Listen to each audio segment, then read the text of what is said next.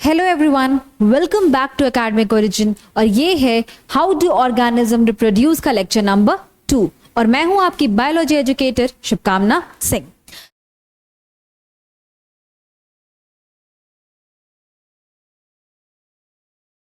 तो first lecture में हम लोगों ने जो जो बातें की थी उसमें रिप्रोडक्शन जो रिप्रोड्यूस है यानी फिर जो रिप्रोडक्शन एज अ टॉपिक है इसके बारे में हम लोगों ने समझ लिया था कि रिप्रोडक्शन होता क्या है, कि रिप्रोडक्शन एक ऐसा मेथड होता है जिसमें कि एक ऐसा प्रोसेस होता है जिसमें कि जो लिविंग ऑर्गेनिज्म है वो अपने यंग वंस को प्रोड्यूस करते हैं और जो यंग वंस होते हैं वो उनके ओन काइंड के होते हैं। ठीक है, उसके बाद there were two modes of reproduction, one was asexual reproduction and the other one was sexual reproduction. तो पिछले लेक्चर में हम लोगों ने एसेक्सुअल रिप्रोडक्शन को कवर कर लिया था। वो क्या था? जिसमें कि एक सिंगल पेरेंट इन्वॉल्व होता है और उसके वेरियस मेथड्स जो थे उसको भी हम लोगों ने कवर कर लिया था। बाइनरी फिजन हो गया, फिर हमारा बडिंग हो गया, स्पोर फॉर्मेशन हो गया, वेजिटेटिव प्रोपगेशन हो गया एंड मेनी मोर। इस लेक्चर में हम लोग कवर करेंगे सेक्सुअल रिप्रोडक्शन को। तो सेक्सुअल रिप्रोडक्शन क्या है? एक ऐसा मोड ऑफ रिप्रोडक्शन जिसमें कि टू पेरेंट्स, कितने पेरेंट्स इन्वॉल्व होते हैं? दो पेरेंट्स इन्वॉल्व होते हैं और दोनों पेरेंट्स का दो अलग अलग सेक्सेस से होना बहुत ज्यादा इंपॉर्टेंट है। One has to be a female and the other one has to be a male. ठीक है, सेक्सुअल रिप्रोडक्शन की ये एक डेफिनेशन अगर आप लोगों को लिखना के लिए कहा जाए तो आप लोग ये लिख सकते हो, the mode of reproduction which is carried out by two parents and both the parents had to be of different sexes. ठीक है, फिर नेक्स्ट पॉइंट सेक्सुअल रिप्रोडक्शन का था। ये सारी बातें मैंने लास्ट लेक्चर में भी कवर की थी बट एक बार रिवीजन के लिए फिर से कवर किया जा रहा है। तो गैमेट फॉर्मेशन टेक्स प्लेस, मतलब इसमें गैमेट फॉर्मेशन होता है ना। What is gamete? गैमेट्स जो होते हैं ये होते हैं हमारे reproductive cells. These gametes are our reproductive cells. ठीक है, अगर जो फादर है और जो मदर है तो दोनों में से जो सेल आ करके आपस में फ्यूज करता है उनको हम लोग गैमेट्स बोलते हैं। वो गैमेट्स ही रिस्पॉन्सिबल होते हैं फादर में से फादर के कैरेक्टरिस्टिक्स और मदर में से मदर के कैरेक्टरिस्टिक्स को लाने के लिए। गैमेट्स की हम लोग जब बात करते हैं तो ह्यूमंस में हम लोग अगर बात करेंगे तो ह्यूमंस में the male gamete is sperm and the female gamete is ovum. The female gamete क्या होता है? ओवम होता है। ठीक है, the male gamete is sperm and the female gamete is ovum and यही जो स्पर्म एंड ओवम है वो फ्यूज कर जाता है। ठीक है, नेक्स्ट है gametes are produce by the process of meiosis. Meiosis एक ऐसा प्रोसेस होता है सेल डिवीजन का जिसमें एक सेल डिवाइड करके 4 डॉटर सेल्स बना देता है। ठीक है, अब एक नेक्स्ट है फर्टिलाइजेशन अकर। सेक्सुअल रिप्रोडक्शन में फर्टिलाइजेशन अकर करता है। तो what do we mean by fertilisation? Fertilisation क्या होता है? जब भी दो चीजें आपस में फ्यूज करेंगी उसको हम लोग फर्टिलाइजेशन बोलते हैं। The fusion of male and female gamete is called fertilisation. अब दो अलग अलग पेरेंट इन्वॉल्व है और उसमें से एक सिंगल इंडिविजुअल बनना है तो दोनों के जो सेल्स है उसको आपस में फ्यूज करना पड़ेगा तब जाकर के एक सिंगल सेल बनेगा एंड यही फ्यूजन का जो प्रोसेस है उसको हम लोग क्या बोलते हैं? फर्टिलाइजेशन बोलते हैं। तो ये जो मेल गैमेट है और ये जो फीमेल गैमेट ओवम है दोनों मिलकर के फ्यूज करेगा और एक सिंगल सेल बना लेगा जिसको हम लोग बोलते हैं जाइगोट। क्या बोलते हैं? जाइगोट बोलते हैं। फिर जाइगोट फर्दर डेवलप करके एम्ब्रियो बनता है और एम्ब्रियो से बेबी बनता है। ये आगे जाके हम लोग डिस्कस करेंगे। ठीक है, लास्ट है it is a mode of reproduction in higher organisms. ये सेक्सुअल मोड ऑफ रिप्रोडक्शन किस में होता है? तो हायर ऑर्गेनिजम्स में होता है। तो अगर इसके पॉइंट्स को सम अप करना चाहूँ तो क्या कर सकती हूँ? Two parents of different sexes are involve, gamete formation takes place by the process of meiosis, फिर उसके बाद क्या होगा? Fertilisation occurs and reproduction in higher organisms. ये जो मोड ऑफ रिप्रोडक्शन है वो हायर ऑर्गेनिजम्स फॉलो करते हैं। तो इस लेक्चर में हम लोग सेक्सुअल रिप्रोडक्शन के जो ह्यूमन रिप्रोडक्शन होता है, ह्यूमंस में सेक्सुअल रिप्रोडक्शन कैसे होता है इसके बारे में बातें करेंगे एंड इसके बाद वाला जो लेक्चर आएगा जो थर्ड लेक्चर होगा हमारा उसमें we will talk about sexual reproduction in flowering plants. तो पहले ह्यूमंस की बातें समझ लेते हैं। अगर ये समझ लोगे तो उसके बाद फ्लावरिंग प्लांट्स वाला टॉपिक भी समझना काफी आसान हो जाएगा। ठीक है, तो जो sexual reproduction in human beings होता है उसमें जब दो फीमेल और मेल पेरेंट्स इन्वॉल्व दोनों होते हैं तो हम लोग फीमेल का जो रिप्रोडक्टिव पार्ट है उसके बारे में जानेंगे एंड मेल का जो रिप्रोडक्टिव पार्ट है उसके बारे में जानेंगे। अब हम लोग जब दोनों के बारे में जान चुके होंगे and then we will go on further with the fertilisation and development of embryo and all. ठीक है, तो first we will understand what about the male reproductive system. ठीक है। तो जो मेल रिप्रोडक्टिव सिस्टम है वो 6 मेजर पोर्शन या पार्ट से बना हुआ होता है एंड उसमें 3 ग्लैंड्स भी इन्वॉल्व होते हैं। क्या क्या होते हैं? तो जो मेल रिप्रोडक्टिव सिस्टम है उसके 6 मेजर पार्ट्स होते हैं और उसके साथ साथ 3 और ग्लैंड्स होते हैं जो साथ में मिलकर के काम करते हैं। और जो मेन रिप्रोडक्टिव सिस्टम का जो मेन एजेंडा है दैट इज स्पर्म का प्रोडक्शन, वो काम करते हैं। सबसे पहले हमारा आ जाता है टेस्टिस। टेस्टिस एक ऐसा मेल रिप्रोडक्टिव सिस्टम का पार्ट है जो कि हेल्प करता है फॉर्मेशन ऑफ स्पर्म सेल्स में। जो स्पर्म जो कि हमारा सबसे इंपॉर्टेंट मेल रिप्रोडक्टिव सेल है, यानी कि हमारा जो मेल गैमेट है उसका प्रोडक्शन कौन करता है? टेस्टिस करता है। ठीक है, तो स्पर्म का फॉर्मेशन कौन करेगा? टेस्टिस करेगा। साथ साथ टेस्टिस क्या करता है? एक हार्मोन रिलीज करता है, एक हार्मोन रिलीज करता है टेस्टोस्टेरोन। कौन सा हार्मोन रिलीज करता है? टेस्टोस्टेरोन हार्मोन भी रिलीज करता है। एंड जो टेस्टोस्टेरोन है वो किस चीज के लिए रिस्पॉन्सिबल होता है? तो मेल्स में जितने भी सेकेंडरी सेक्सुअल कैरेक्टर्स का डेवलपमेंट होता है, लाइक तुम्हारा हेयर आ जाना फेस पे, प्राइवेट पार्ट्स पे हेयर आ जाना, मसल बिल्डअप होना, तो जितने भी सेकेंडरी सेक्सुअल कैरेक्टर्स होते हैं उसके डेवलपमेंट किसकी वजह से होता है? टेस्टोस्टेरोन की वजह से होता है। और साथ साथ ये टेस्टिस और क्या काम करता है? तो मेल गैमेट जिसको हम लोग स्पर्म के नाम से जानते हैं, इसका भी प्रोडक्शन करने में हेल्प करता है। तो ठीक है, देखो यहाँ पे लिखा हुआ भी है formation of sperm cells and testosterone. Sperm is the male gamete और egg cell and the testosterone brings about changes in boys at the time of puberty. Puberty क्या था? ऑनसेट ऑफ सेक्सुअल मेच्योरिटी, एक ऐसा time जिसके बाद हमारा body sexually mature करने लगता है, यानी कि जो रिप्रोडक्टिव ऑर्गन्स है वो डेवलप करना शुरू कर जाते हैं। फिर टेस्टोस्टेरोन का प्रोडक्शन शुरू हो जाता है, फिर साथ साथ ही इसका स्पर्म का प्रोडक्शन शुरू हो जाता है। हमारे बॉडी में चेंजेस आने लगते हैं, जो मेल्स होते हैं वो और ज़्यादा मैस्कुलिन दिखने लगते हैं एंड प्यूबर्टी हिट करने के बाद जो फीमेल्स होती हैं वो और ज़्यादा फेमिनिन दिखने लगती हैं।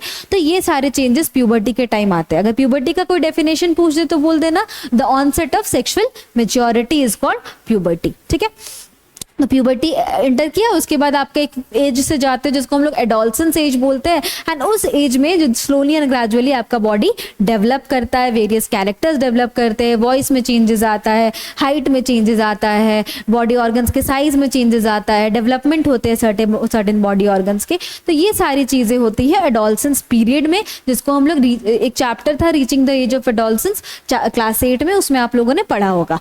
और एडोलसेंस पीरियड कब स्टार्ट होता है? जैसे ही हमारा बॉडी प्यूबर्टी हिट करता है, उसके बाद एडोलसेंट पीरियड स्टार्ट हो जाता है। एंड जैसे ही प्यूबर्टी हिट करेगा तो मेल्स में क्या? स्पर्म सेल और टेस्टोस्टेरोन का प्रोडक्शन शुरू हो जाएगा। एंड दोनों हमारे जो मेल रिप्रोडक्टिव सिस्टम है दोनों का एक मेजर रोल है। Testosterone helps in the development of secondary sexual characters and the sperm is the male gamete. ठीक है, अब ये जो टेस्टिस है this is always stored outside the body. This testis is stored outside the body and in a sac like structure जिसको हम लोग scrotal sac या फिर स्क्रॉटम बोलते हैं। स्क्रॉटम एक ऐसा ऑर्गन है जो कि लोकेटेड होता है एब्डोमिनल कैविटी में, आउटसाइड द एब्डोमिनल कैविटी। ठीक है, and holds the pair of testis. Testis pair organ होता है तो उसको बॉडी के बाहर होल्ड करके रखता है। रीजन बीइंग कि ये बॉडी के अंदर क्यों नहीं होता है, बाहर क्यों होता है? इसीलिए जो टेस्टिस है it is always outside the body, because जो तुम्हारा स्पर्म का प्रोडक्शन है इसको बॉडी के टेम्परेचर से 1-2 डिग्री टेम्परेचर कम चाहिए होता है, तभी स्पर्म का प्रोडक्शन होगा। इसी रीजन की वजह से जो हमारा टेस्टिस है वो बाहर एक सैक लाइक स्ट्रक्चर में स्टोर्ड होता है जिसको हम लोग स्क्रॉटम बोलते हैं। ठीक है, the location of scrotum is outside the male body because sperm formation requires a lower temperature than the normal body temperature. अगर ये क्वेश्चन आता है कि where is testis stored and why, तो testis is stored outside the male body in a sac like structure called scrotum या फिर scrotal sac बोल सकते हो. Why? Because the production of sperm requires a lower temperature than the actual body temperature. ठीक है, इसी वजह से वो बाहर स्टोर्ड होता है. तो 2 पार्ट्स के बारे में हम लोगों ने पढ़ लिया. ये देखो, ये है हमारा टेस्टिकल्स, मतलब ये है मेल्स का टेस्टिस एंड उसके बाहर एक सैक लाइक स्ट्रक्चर में स्टोर्ड है जिसको हम लोग स्क्रॉटम बोलते हैं. क्या बोलते हैं? स्क्रॉटम बोलते हैं. उसके बाद नेक्स्ट देखना, ये स्क्रोटम था, स्क्रोटम के पास यहाँ पे एपिडाइडमिस लोकेटेड है। क्या लोकेटेड है? एपिडाइडमिस लोकेटेड है। It is a long coiled tube that stores sperm and transported from the tested. ये कॉइल्ड टाइप का ट्यूब है जो कि स्टोर करता है, स्पर्म यहाँ से प्रोड्यूस हुआ, यहाँ पे जाके स्टोर होगा एंड उसको फिर यहाँ से दूर लेकर के जाता है, and stores and transport is from the testis, उसको टेस्टिस से निकाल करके दूर लेकर जाता है। तो ये कॉइल ट्यूब है, यहां से निकाल करके ये दूर लेके जाएगा, तो किसके पास लेके जाएगा? वैस डिफरेंस के पास लेके जाएगा। किसके पास लेके जाएगा? वैस डिफरेंस के पास लेके जाएगा। तो व्हाट इज वैस डिफरेंस? तो वैस डिफरेंस एक डक्ट है, इन अ man's body, in a duct नहीं, is a duct होगा यहाँ पे। Vas deferens is a duct in a man's body which carries sperm away from the testis towards the penis. किस away from the testis towards the penis क्या करता है? देखो ये टेस्टिस था, स्क्रोटम में स्टोर्ड है, जैसे ही प्रोडक्शन, ये टेस्टिस है, ठीक है, स्क्रोटम में स्टोर्ड है, जैसे ही स्पर्म का प्रोडक्शन हुआ, ये जो कॉइल ट्यूब है इसको एपिडाइडमिस बोलेंगे, इसके पास चला गया। एपिडाइडमिस क्या करता है? टेस्टिस से लेकर के किसके पास भेज देता है? वैस डिफरेंस के पास भेज देता है। किसके पास भेज दिया? वैस डिफरेंस के पास भेज दिया। अब ये जो तुम्हारा वैस डिफरेंस है, दिस वैस difference is a tube like structure जो कि टेस्टिस से उसको किसकी तरफ लेके जाएगा? पीनस की तरफ लेके जाएगा। किसके पास लेके जाएगा? पीनस के पास लेकर जाएगा। ठीक है, तो वैस डिफरेंस क्या है? एक डक्ट लाइक स्ट्रक्चर है जो कि कैरी करता है स्पर्म को away from the testis towards the पीनस। अब उसके बाद एक आ जाता है तुम्हारा यूरेथ्रा। यूरेथ्रा क्या है? यूरेथ्रा तुम्हारा कॉमन पैसेज है, बोथ स्पर्म का भी और यूरिन का भी। यहाँ पे वैस डिफरेंस था, वैस डिफरेंस से तुम्हारा स्पर्म ट्रैवल किया और कहाँ गया? यूरेथ्रा के पास गया। What is urethra? Urethra is a common passage for what? Sperm and urine. Sperm और यूरिन का कॉमन पैसेज है हमारा यूरेथ्रा। और उसके बाद पीनस है। पीनस क्या है? It is a muscular reproductive organ present in the mails, and this is the पीनस। पीनस क्या है? एक मस्कुलर रिप्रोडक्टिव ऑर्गन है जो कि मेल्स में प्रेजेंट होता है, जिसके पास स्पर्म्स चला जाता है, and which is further injected in the female vagina. ठीक है, आई बात यहां तक समझ में? सम अप करते हैं। Testis, production of sperm and testosterone. Sperm क्या है? मेल गैमेट है। स्पर्म का प्रोडक्शन हो गया। स्पर्म का प्रोडक्शन कब होगा? जब टेस्टिस को बॉडी टेम्परेचर से कम टेम्परेचर मिलेगा, एंड इसी वजह से वो बाहर स्टोर्ड होता है। कैसे, कहाँ स्टोर्ड होता है? स्क्रोटम में स्टोर्ड होता है। स्क्रोटम क्या है? एक सैक लाइक स्ट्रक्चर है। ठीक है, उसके बाद स्क्रोटम में स्टोर्ड है। अब जब टेस्टिस का प्रोडक्शन हो गया तो वो कहाँ जाके स्टोर्ड हो जाएगा? एपिडाइडमिस में स्टोर्ड हो जाएगा। This epididymis sends the sperm to vas deferens, and इस वैस डिफरेंस से वो ट्रैवल करके यूरेथ्रा को ट्रैवल करके पीनस के पास पहुंच जाता है। ठीक है, ये है हमारा स्पर्म का ट्रांसपोर्टेशन। लेकिन अब जब ट्रांसपोर्टेशन हो रहा होता है तो ट्रांसपोर्टेशन इतनी आसानी से नहीं होगा, उसको कुछ लिक्विड प्रेजेंट होना होगा, तभी जाके आराम से ट्रांसपोर्टेशन होगा। इसीलिए जो वैस डिफरेंस होता है, ये जो मेल्स में जो वैस डिफरेंस होता है, इस पूरे वैस डिफरेंस में there are certain glands presents, like seminal vesicle हो गया, प्रोस्टेट ग्लैंड हो गया, और ऐसे करके कूपर्स ग्लैंड हो गया, ऐसे करके 3 ग्लैंड्स प्रेजेंट होते हैं। ये ग्लैंड क्या करते हैं? तो स्पर्म को वैरायटी ऑफ चीजें देने में, वैरायटी ऑफ जो रिक्वायरमेंट्स है उसके फुलफिल करने में हेल्प करते हैं। सबसे पहले आ गया तुम्हारा सेमिनल वेसिकल। ये क्या करता है? Nourishment of the sperm. Sperm को क्या प्रोवाइड करेगा? नरिशमेंट प्रोवाइड करेगा। प्रोस्टेट ग्लैंड मोबिलिटी प्रोवाइड करता है। क्या प्रोवाइड करता है? स्पर्म को मोबिलिटी प्रोवाइड करता है, ताकि स्पर्म इजिली क्या कर सके? ट्रैवल कर सके। Cooper's gland making the sperm alkaline, में स्पर्म को कैसा बना देता है? एल्कलाइन बना देता है। तो जब ये वैस डिफरेंस से ट्रैवल कर रहा होगा, ठीक है, तो उसके पास साथ साथ क्या हुआ? स्पर्म के साथ साथ कुछ लिक्विड्स जनरेट हुए, लिक्विड्स या फिर केमिकल्स कह लोगे, and these chemicals and liquids are secreted by seminal vesicle, prostate and Cooper's. जो लिक्विड तुम्हारा ये सेमिनल वेसिकल करेगा वो नरिशमेंट प्रोवाइड करेगा, जो प्रोस्टेट ग्लैंड करेगा वो मोबिलिटी प्रोवाइड करेगा, जो कूपर्स ग्लैंड करेगा वो मीडियम को अल्कलाइन बना लेगा। तो ये सारे रिक्वायरमेंट्स फुलफिल हो गए, एंड वो जो फ्लूइड है और स्पर्म दोनों साथ में मिलकर के क्या कहलाता है? सीमेन कहलाता है। Sperm and fluid together is called semen. उसको हम लोग क्या बोलते हैं? सीमेन बोलते है। तो स्पर्म और लिक्विड दोनों साथ में क्या कहलाते हैं? सीमेन कहलाते हैं। And this semen then travels through the urethra, vas deferens through the urethra into the penis, एंड उसके बाद फिर वो फर्दर इजैकुलेशन होता है। ठीक है, नेक्स्ट इज स्पर्म के बारे में तभी से पढ़ ले। स्पर्म का एक थोड़ा छोटा सा डेफिनेशन देख लो। Tiny bodies that consist of genetic material and a long tail that helps them to move towards the female germ cell. It consists of 3 parts, head, neck and tail. देखो ये क्या होता है? जो स्पर्म होता है ये टाइनी बॉडीज होते हैं जो कि जेनेटिक मटेरियल को कंटेन करते हैं। मतलब कि जो पेरेंट से, जो फादर से जो भी कैरेक्टरिस्टिक्स, जो भी जीन्स जाने होंगे बेबी में, वो सारे को क्या करते हैं? स्पर्म कंटेन करते हैं। इसके पास एक हेड होता है, एक मिडिल पीस होता है और एक टेल होता है। ये जो टेल होता है ये इसको मूव करने में हेल्प करता है, इसको मोबिलिटी प्रोवाइड करता है ताकि वो आसानी से ट्रैवल करके किसके पास पहुंच जाए? फीमेल जर्म सेल के पास पहुंच जाए, जिसको हम लोग ओवम बोलते हैं, ओवम के पास पहुंच जाए। इसीलिए इसका 3 पार्ट्स होता है। एक जनरल है, what do you mean by sperm, draw diagram of sperm. ये आता है 1 मार्क 2 मार्क क्वेश्चन में आता है, तो यही बना के आना है। टेंशन नहीं लेना है कि मैम क्या बनाना। सिंपल सा एक हेड बनाओगे, मिडिल पीस बनाओगे, टेल बनाओगे। इतना लेबल भी नहीं करना है, मिडिल पीस लेबल कर देना, हेड लेबल कर देना और टेल लेबल कर देना, आपका काम हो जाएगा। ठीक है, आई बात समझ में? तो आई होप सो कि आपको ये सारे चीजें समझ में आ गई होंगी कि मेल रिप्रोडक्टिव सिस्टम आपको हो गया होगा क्रिस्टल क्लियर। डायग्राम एक बार देख लेना, चीजों को एक बार समझ लेना कि it is very important. Why it is important? It can come in a 3 mark question, in a 5 mark question or as well as in a 1 mark question. How in a 1 mark question? आपसे पूछ देगा कि scrotal sac में क्यों stored होता है testis. ठीक है, वेयर इज टेस्टिस स्टोर्ड। तो ऐसे करके छोटे छोटे क्वेश्चंस बना करके ये 1 मार्क का क्वेश्चन भी बन सकता है, इसलिए it is very important. Next we will start our female reproductive system के बारे में हम लोग पढ़ना शुरू करेंगे। चलो शुरू करते हैं। जो फीमेल रिप्रोडक्टिव सिस्टम है इसमें 5 मेजर ऑर्गन्स होते हैं। कितने मेजर ऑर्गन्स होते हैं?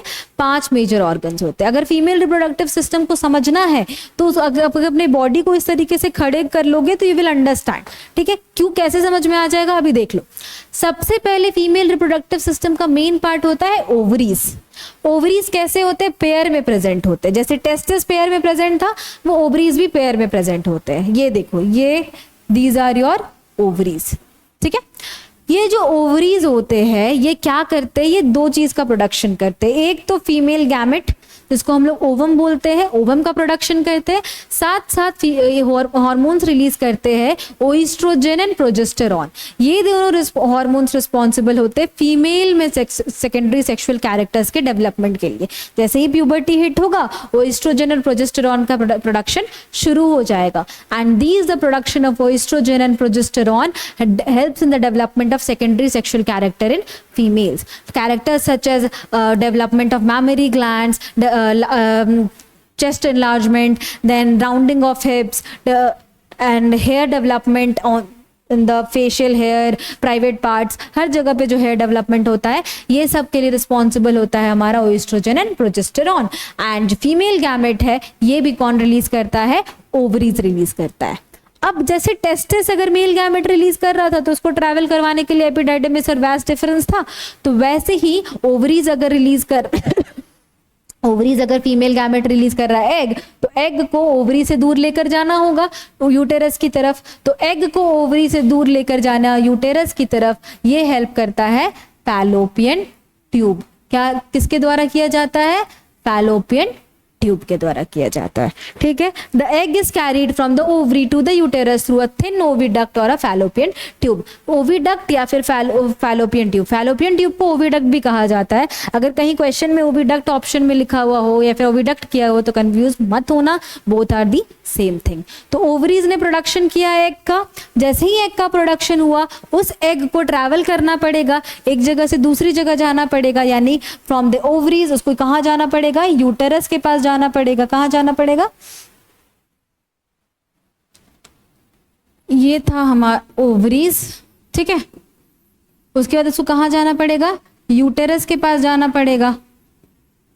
ठीक है, यूटेरस के पास जाना पड़ेगा, from the ovaries to the uterus. तो यूटेरस के पास उसको जाना पड़ेगा, तो उसको एक रास्ता चाहिए, तो फैलोपियन ट्यूब या फिर ओविडक्ट उसको क्या प्रोवाइड करता है, वो रास्ता प्रोवाइड करता है। ठीक है, उसके बाद आ गया यूटेरस। दोनों ओविडक्ट यूनाइट करता है एक इलास्टिक बैग लाइक स्ट्रक्चर में, जिसको हम लोग यूटेरस बोलते हैं। देखो ये भी ओविडक्ट, ये भी, दोनों यूनाइट करके क्या बना दिया, एक बैग लाइक स्ट्रक्चर बनाया, इसको हम लोग यूटेरस बोलते हैं। और यूटेरस क्या करता है, ये एग को रिसीव करता है।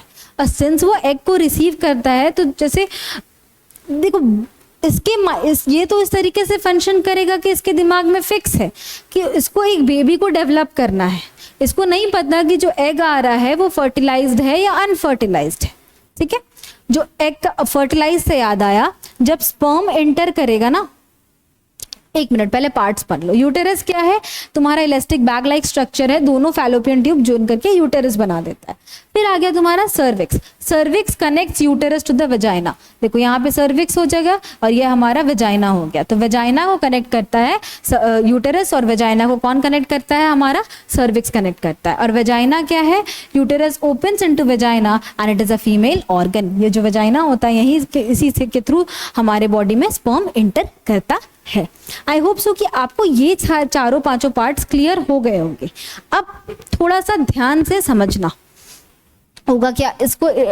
अब जब स्पर्म होगा तो sperm will always enter through vagina via penis. ठीक है, तो पीनस के थ्रू वो एंटर करेगा वेजाइना में। तो जैसे ही वो एंटर करेगा, it will travel through the vagina, through the cervix, to the uterus, towards the Fallopian tube. किसके तरफ ट्रैवल करेगा, फैलोपियन ट्यूब की तरफ ट्रैवल करेगा।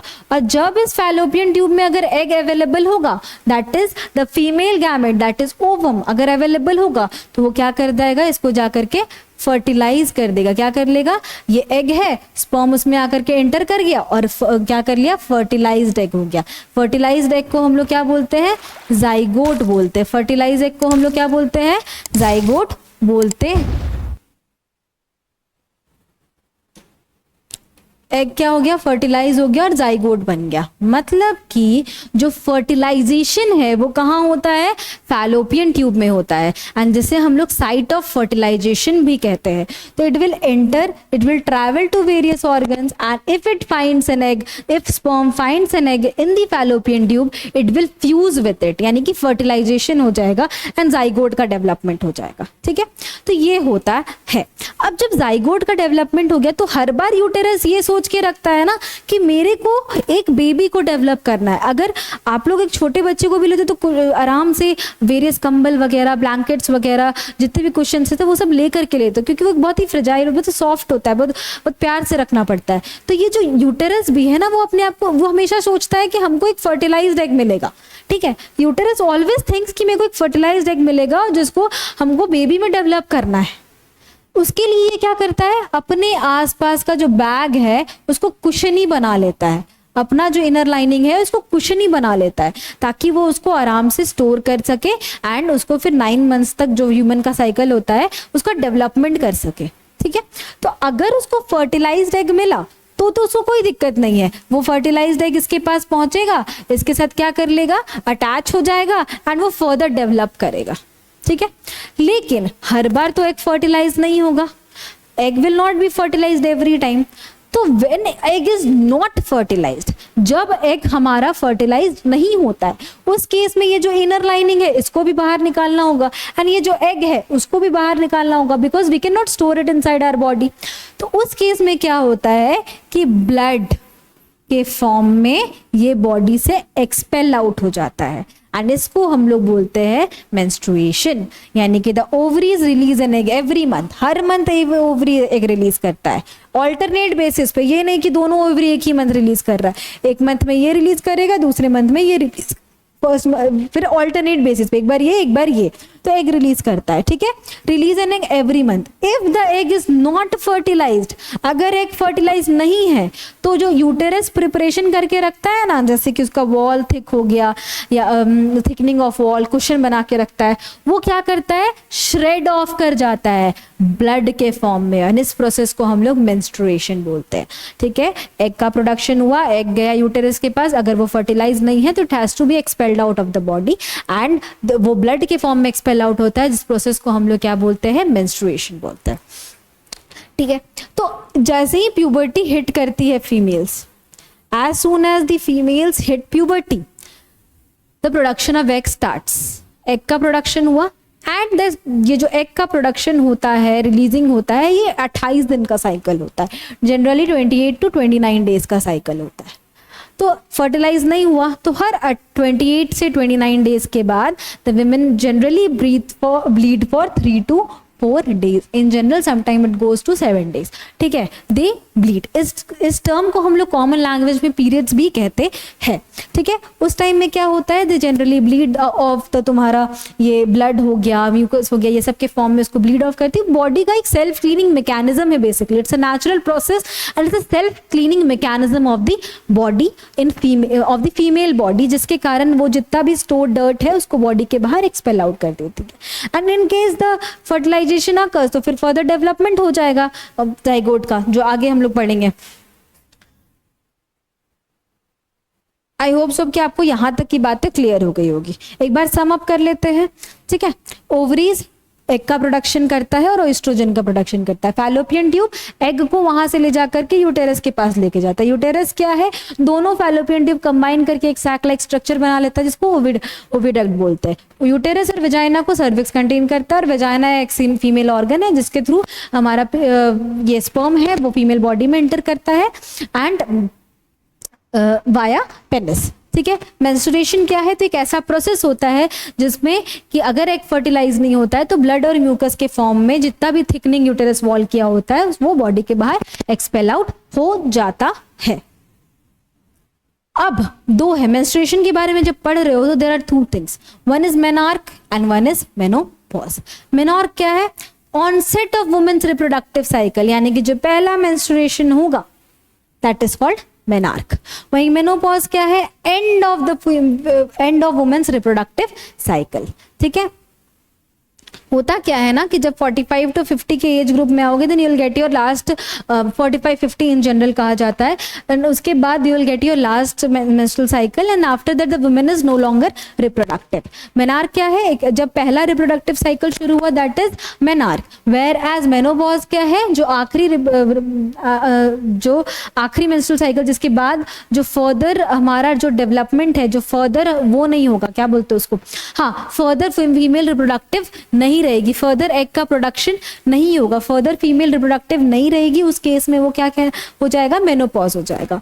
इस जब मेनार्क होता है तो girl secondary sexual character develop करना शुरू कर देती है, लेकिन जब मेनोपॉज आता है तो फीमेल का जो रिप्रोडक्टिव हार्मोन्स होते हैं वो स्लो हो जाते हैं, फीमेल के रिप्रोडक्टिव हार्मोन्स क्या हो जाते हैं, स्लो हो जाते हैं, ठीक है। आई बात समझ में, आई होप सो कि आपको ये बातें समझ में आ गई होंगी। 2 टर्म्स है जिसको और जान लो, एक है ओजेनेसिस, इसका मतलब ओवा का प्रोडक्शन। जब ओवरीज ओवा का प्रोडक्शन कर रही होगी, इस प्रोसेस को हम लोग ओजेनेसिस बोलते हैं। जब भी ओवरीज क्या कर रही होगी, ओवा या फिर ओवम का प्रोडक्शन कर रही होगी, जिसको हम लोग ओजेनेसिस बोलेंगे। लेकिन जब वो प्रोड्यूस्ड ओवा को रिलीज करेगी, ठीक है, किसमें, ओविडक्ट में डाल करके फिर वो यूटेरस के पास जाएगा। व्हेन दैट प्रोडक्शन जब कर रही होगी देन इट इज ओजेनेसिस। लेकिन जब वो ओवा रिलीज हो जाएगा, उस रिलीज होने के प्रोसेस को हम लोग क्या बोलेंगे, ओव्यूलेशन बोलेंगे। क्या बोलेंगे, ओव्यूलेशन बोलेंगे, ठीक है। आई बात क्लियर, आई बात समझ में। देखो एक और चीज समझाना था कि अगर इन केस जब रिप्रोडक्शन, जब एग फर्टिलाइज नहीं हुआ, उस केस के बारे में हम लोगों ने बातें कर ली। जब अगर एग फर्टिलाइज हो गया, ठीक है, if the sperm enters the ovum and the egg is fertilized, तब उसको हम लोग fertilized egg या फिर zygote बोलेंगे। क्या बोलेंगे, either we will call it fertilized egg और zygote। अब zygote अब क्या हो गया, इसको इरेज कर लो, ये फर्टिलाइज्ड एग हो गया, ठीक है, एंड स्पर्म भी इसके अंदर हो गया, तो ये जाइगोट कहला दिया। अब ये सिंगल सेल बन गया। 9th में एक चैप्टर पढ़ा था कि जो ऑल सेल्स नामक चैप्टर था, जिसमें आप लोगों ने क्या पढ़ा था कि all cells arise from pre existing cell. अब क्या होगा, देखो मिट गया, इसको फिर से बना लेते हैं।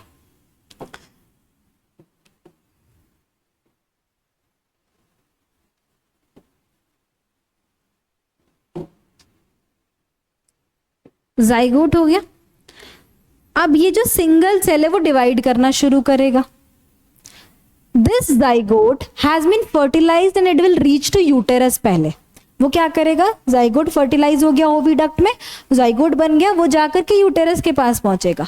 जैसे ही वो यूटेरस के पास पहुंचेगा, यहाँ पे वो एक डिस्क शेप ऑर्गेनल जिसको प्लासेंटा बोलते हैं, यहाँ पे जाकर के वो यूटेरस से अटैच्ड हो जाएगा। किसकी मदद से अटैच हो जाएगा, प्लासेंटा की मदद से अटैच हो जाएगा, जिसको डिस्क शेप ऑर्गेनल बोलते हैं, ठीक है। जैसे ही वो अटैच हो गया, दैट प्लासेंटा विल प्रोवाइड क्या, नरिशमेंट, जो भी मदर खा रही है पी रही है वो उसके थ्रू बेबी में पहुंच जाएगा। अब जो एग है उसको सारा रिक्वायरमेंट्स उसके फुलफिल होंगे। जब वो मदर जो भी खा रही है पी रही है वो सारा प्लासेंटा के थ्रू बेबी तक नरिशमेंट पहुंच गया, ठीक है। अब दिस जाइगोट क्या करेगा, this zygote will start dividing. This is a single celled organism, this is a single cell, it will start dividing, it will further divide करते जाएगा, बहुत सारे सेल्स हो जाएंगे। फिर ये ग्रुप करना शुरू करेगा, मतलब जितने सेल्स हो गए डिवाइड करते गए। अब जितने सेल्स का कॉमन एजेंडा होगा, जितने सेल्स का एक कॉमन गोल होगा, वो लोग मिलकर के टिश्यूज बना लेंगे। फिर बहुत सारे टिश्यूज मिलकर के ऑर्गन बना लेंगे। फिर ऑर्गन्स मिलकर के क्या बना लेंगे, ऑर्गन सिस्टम बना लेंगे। फिर बहुत सारे ऑर्गन सिस्टम मिलकर के ऑर्गेनिज्म बना लेंगे। यही होता है। तो this zygote will start dividing. जैसे ही वो डिवाइड करना शुरू कर जाएगा, वो क्या कहलाएगा, एम्ब्रियो कहलाएगा। क्या कहलाएगा, एम्ब्रियो कहलाएगा। फिर ये एम्ब्रियो के स्टेज में आ गया, वो डिवाइड करते जा रहा है, वो ग्रुप करते जा रहा है। फिर सेल डिवीजन हो गया, फिर सेल डिवाइड करते गया, ग्रुप करते गया, अपना फंक्शंस लेते गया। स्लोली एंड ग्रेजुअली एक ऐसा टाइम आएगा जब बेबी जो है वो विजिबल होने लगा। जब जो फीमेल्स होती हैं वो अल्ट्रासाउंड कराती हैं, उसमें बेबी का जो हेड है, वो जो हाथ है, वो सब क्लियरली दिखने लगेंगे। उस केस में उसको हम लोग क्या बोलेंगे, फीटस बोलेंगे। क्या बोलेंगे, फीटस बोलेंगे। And this foetus will further, जब ये बर्थ हो जाएगा, जब उसका जन्म आ जाएगा, वो दुनिया में आ जाएगा, in that case it will be called infant. क्या कहलाएगा, इन्फेंट कहलाएगा, ठीक है। और ये जो पूरा जाइगोट से लेके फीटस डेवलपमेंट और इन्फेंट तक निकलने का, दिस इज 9 मंथ का साइकिल। इन फीमेल से कितने मंथ्स का साइकिल है, 9 मंथ्स का साइकिल है। 9 महीने लगते हैं, तब जाके ये डेवलपमेंट हो जाता है। आई बात समझ में, होप सो आपको बातें क्लियर हो गई होंगी। एक क्वेश्चन आता है कि नरिशमेंट कैसे प्रोवाइड होता है, तो with the help of placenta. तो यहां तक जो मैंने बताया, इसमें आपको फीमेल रिप्रोडक्टिव सिस्टम आ गया होगा समझ, मेल रिप्रोडक्टिव सिस्टम आ गया होगा समझ। साथ साथ आपको दोनों एग फर्टिलाइज कर गया तो क्या होगा, एग ने नहीं फर्टिलाइज किया तो क्या होगा। आई होप सो कि आपको ये तीनों चारों बातें क्लियर हो गई होंगी। अब हम लोग इस टॉपिक का लास्ट पार्ट पढ़ेंगे, that is reproductive health. Reproductive health बहुत ज्यादा इंपॉर्टेंट है, हेल्थ बहुत ज्यादा इंपॉर्टेंट है। क्यों, क्योंकि जब हेल्दी रहेगा बॉडी, तभी जाके तुम सारे फंक्शंस को परफॉर्म कर पाओगे। हेल्थ क्या होता है, फिजिकल, मेंटल और सोशल फिटनेस। सिर्फ ये नहीं कि फिजिकली तुम फिट हो तो तुम हेल्दी हो, तुम्हारा फिजिकल, मेंटल और सोशल तीनों हेल्थ अच्छा होना चाहिए, फिट होना चाहिए। तीनों तरीके से तुम लोग फिट होने चाहिए। इसको हम लोग क्या बोलते हैं, रिप्रोडक्टिव हेल्थ बोलते हैं। एंड इस रिप्रोडक्टिव हेल्थ को कैसे मेंटेन करोगे, जब फैमिली प्लानिंग करोगे। And why is family planning important, family planning क्यों जरूरी है, तो there are certain reasons why family planning is जरूरी। सबसे पहले एक तो हो गया पॉपुलेशन कंट्रोल के लिए, कि भाई हम दो हमारे दो का जो नारा था वो जरूरी था, ठीक है। क्योंकि हम दो हमारे दो रहेंगे तो सब कुछ सही रहेगा। एंड पॉपुलेशन जो है किसी कंट्री का, वो क्या रहेगा, मेंटेन रहेगा। China also went for 1 child policy. तो ये उसका क्या एजेंडा था कि पॉपुलेशन का restrict the number of children, number of children को क्या कर देना, रिस्ट्रिक्ट कर देना, ये था। दूसरा क्या है, gap between 2 children. Family planning क्यों जरूरी है, ताकि जो दो बच्चे हैं उनके बीच में गैप रहे, क्योंकि जब female goes through the 9 month cycle and उसके बाद जो बर्थ देती हैं बेबी को, तो उनका जो बॉडी होता है वो फिट नहीं होता है। उसके बाद देयर आर बहुत सारे कॉम्प्लिकेशंस, देयर आर बहुत सारे प्रॉब्लम्स जो उनको आते हैं। अगर उसके बाद वो तुरंत दूसरे किड को जन्म देंगी तो उनका बॉडी जो होगा वो फिजिकली अफेक्ट हो जाएगा। And there are lot of women who die at this stage, मतलब there are lot of women, वो क्या होता है उनका डेथ हो जाती है क्योंकि वो अनप्लान्ड प्रेगनेंसीज के कारण।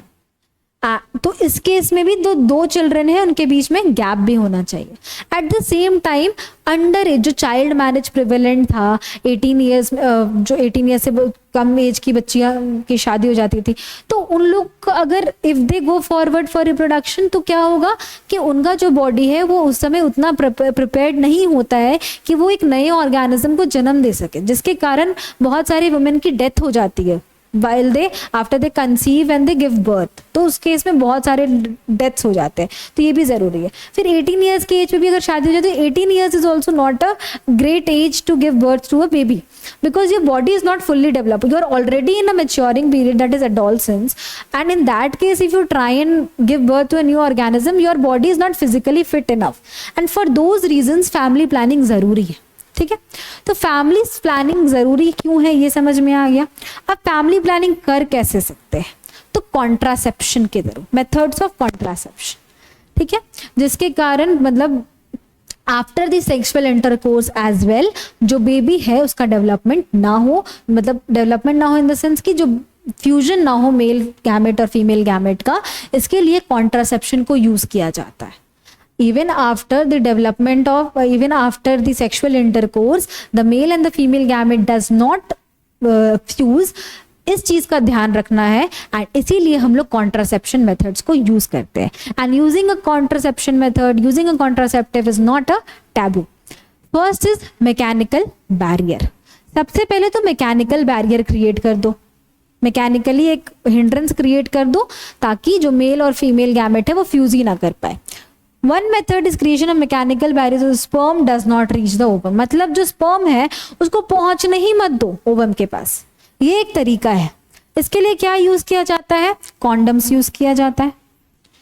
Condoms on the penis and similar curlings worn in the vagina, similar करने जो है वो वेजाइना में वियर करके ये पर्पस को फुलफिल किया जाता है। Condoms can be use on the penis, where similar coverings अगर वेजाइना में वेयर कर लिया जाए तो क्या होगा, तो दैट जो स्पर्म्स है वो ऑलरेडी कलेक्ट हो जाएंगे in the condoms and which can be discarded later on and that sperm will not be able to reach the vagina, मतलब sorry vagina, and through that it will not reach the ovum. ठीक है, second is chemical slash hormonal method. क्या है, chemical slash hormonal method. इसमें क्या किया जा सकता है कि normal balance of the body का जो हार्मोनल बैलेंस उसको चेंज किया जा सके ताकि eggs are not release and fertilisation does not takes place, मतलब जो एग्स का जो रिलीज है उसी को कंट्रोल कर लिया जाए हार्मोनल मेथड या फिर केमिकल मेथड की मदद से। मतलब कुछ ऐसे मेडिसिन ले लो जिसके कारण जो एग्स का जो रिलीज है एंड जो फर्टिलाइजेशन है उसी को नहीं, वही ना हो। ठीक है, तो पिल्स की फॉर्म में ये ड्रग्स को तुम लोग ले सकते हो। This drugs can be taken and the hormonal balance को वो चेंज कर देता है जिसके कारण जो सर्टेन ड्यूरेशन में वो एग्स का रिलीज और फर्टिलाइजेशन नहीं होगा। ये एक तरीका है। Next is IUCD, inter uterine contraceptive devices. ठीक है, copper T is placed in the uterus to prevent pregnancy. Copper T एक डिवाइस आता है, वो उसको यूटेरस में प्लेस कर दिया जाता है। ये जो कॉपर टी होता है वो टॉक्सिक होता है, वो स्पर्म्स और एग्स के लिए टॉक्सिक होता है, तो इट डज नॉट मतलब या तो उसको किल कर देगा या तो it does not let the fusion occur, तो this also can be use. IUCD can also be use. And the fourth method is surgical method. Fourth method क्या है, surgical method, that is vasectomy and tubectomy. मतलब surgically कुछ ऐसा कर दो कि जिसके कारण वो फ्यूजन ना हो, उसके लिए क्या किया सकता है, वैसेक्टोमी। मतलब जो वैस डिफरेंस होता है मेल्स में उसको अगर ब्लॉक कर दिया जाए तो स्पर्म ट्रांसफर ही नहीं होगा।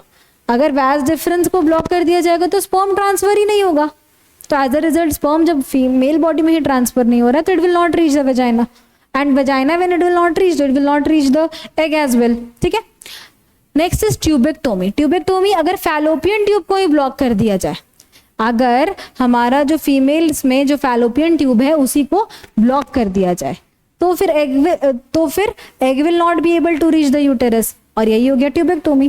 तो सर्जिकल मेथड्स में क्या किया जाता है, कंप्लीटली ब्लॉक कर दिया जाता है, या तो वैस डिफरेंस को या तो फैलोपियन ट्यूब को। जब वैस डिफरेंस को ब्लॉक किया जाएगा it is called vasectomy, and जब फैलोपियन ट्यूब को ब्लॉक किया जाएगा it is called tubectomy.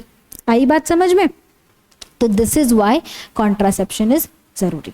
Contraception क्यों जरूरी है? ताकि फैमिली प्लानिंग हो सके, फिर साथ साथ जो हेल्थ है उसको कोई इशू ना हो सके, and even after having sexual intercourse जो तुम्हारा फीमेल और मेल गैमेट का फ्यूजन है उसको रोका जा सके। कितने मेथड्स है? तो 4 मेथड्स है। मैकेनिकल बैरियर क्रिएट कर लो कॉन्डम्स की मदद से, केमिकल या हार्मोनल मेथड में पिल्स ले लो, IUCD यानी कि कॉपर टी यूज कर लो, या फिर क्या कर लो उसके बाद नेक्स्ट कर लो सर्जिकल मेथड, या तो फिर वैस डिफरेंस को ब्लॉक कर दो या फिर फैलोपियन ट्यूब को ब्लॉक कर दो।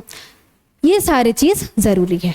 एक और टॉपिक आता है ना कि जब सेक्सुअल इंटरकोर्स होता है तो देयर आर सर्टेन डिजीजेस जो कि ट्रांसमिट हो जाते हैं। उन डिजीज को हम लोग क्या बोलते हैं? Sexually transmitted diseases. The disease transmitted from one person to another during a sexual act is known as STD। जब एक इंसान से दूसरे इंसान तक पहुंच जाता है during the sexual intercourse is known as हमारा STDs।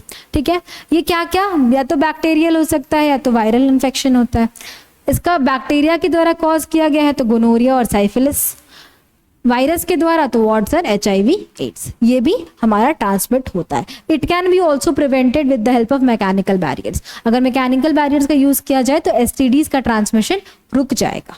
आई बात समझ में? तो इनसे भी हम लोग को प्रिवेंट करने में हेल्प करता है। आई होप सो कि आपको आज का लेक्चर समझ में आ गया होगा। अगर ये लेक्चर आपको समझ में आ गया है तो आपको सेक्सुअल रिप्रोडक्शन इन ह्यूमंस हो गया होगा क्रिस्टल क्लियर। इसके बाद आप लोग जाइए, एक बार नोट्स को पढ़िए, फिर एक बार इस लेक्चर को देखिए और एक बार NCERT को गो थ्रू कर लीजिए। आपको आई डोंट थिंक इसके बाद कोई भी डाउट अवेलेबल होगा। ठीक है, मिलते हैं हम लोग नेक्स्ट लेक्चर में जो कि इस चैप्टर का होगा आखिरी lecture, sexual reproduction in flowering plants. तब तक के लिए गुड बाय, टेक केयर।